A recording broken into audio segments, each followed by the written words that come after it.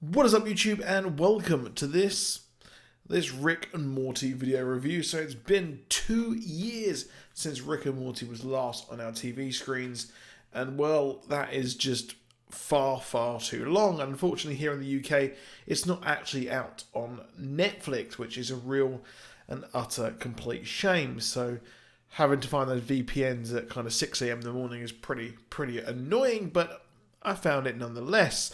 So Rick and Morty, it has returned. Is it a big return? Is it a great return? Well, it's didn't pack the punch that it did when it dropped, surprisingly, all those 2 years ago, when we got the Szechuan sauce episode. But this season, this episode was really good. I personally did actually really like it. It was, of course, the Edge of Tomorrow ripoff here. If you've not seen the Edge of Tomorrow, it is Tom Cruise and Emily Blunt, where they have to try and fight this war and win, but they keep dying, and it is just a complete underplay on that.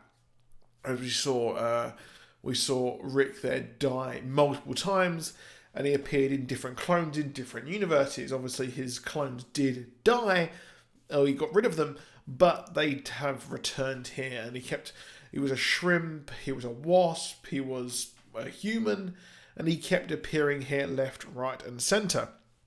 Obviously, the running gag here is the fact that they are a fascist they're in fascist universes when everything is the same. I can't help but think there is something to do with the current political climate there being told there through Rick and Morty. But did you enjoy the episode? Let me know down in the comments if you did enjoy it. I personally did think it was really funny, and it does seem like the status quo has changed quite a lot in the show, where, of course, Rick has to get parental approval for Morty to go on adventures there. We saw that in the Wasp universe at the end of the episode, and he sits there and thinks, maybe I actually haven't got it that bad, when in reality, he hasn't really. He's just a bit of a dick.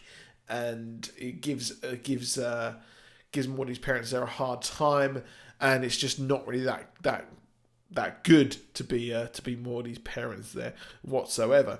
But overall, the episode was really funny. It wasn't funny in a particular kind of one-liners or things like that, but there were moments where we saw Morty go absolutely mad and kill and attack everyone in different funny ways, which I thought was absolutely hilarious.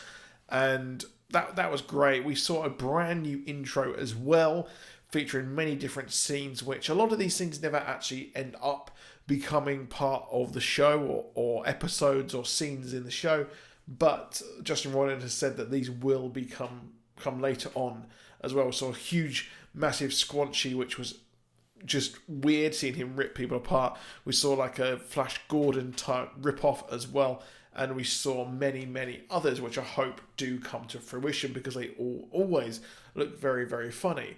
I mean, one of the weirdest parts of last season's intro was when we saw the Mortys all on one rack, and that was essentially just one little bit of one episode, not even a full scene. So hopefully we'll see things like that move forward. Now, one of the big things here I want to pursue is the Evil Morty storyline. The Tales from the Citadel storyline episode was really good, and I really do hope that they continue on that storyline. I expect they'll probably carry on a bit later on in the season, and they carried on for like 70 odd episodes, I think. So I expect, or don't expect, that storyline to carry on straight here in the premiere episode, and it didn't whatsoever here. But it does set up what's going on here. It does seem like we're getting a lot more fun capers. It doesn't seem like we're going to be getting the long storyline arcs, which we knew and loved from season 1 and 2.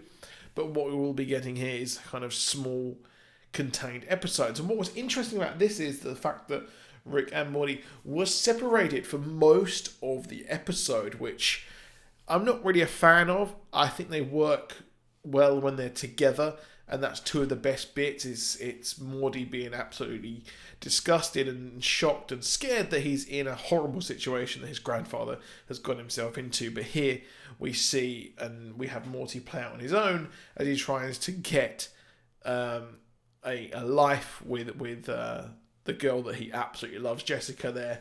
But it turns out that she is simply allowing him to die there and making him feel comfortable in his last days on Earth.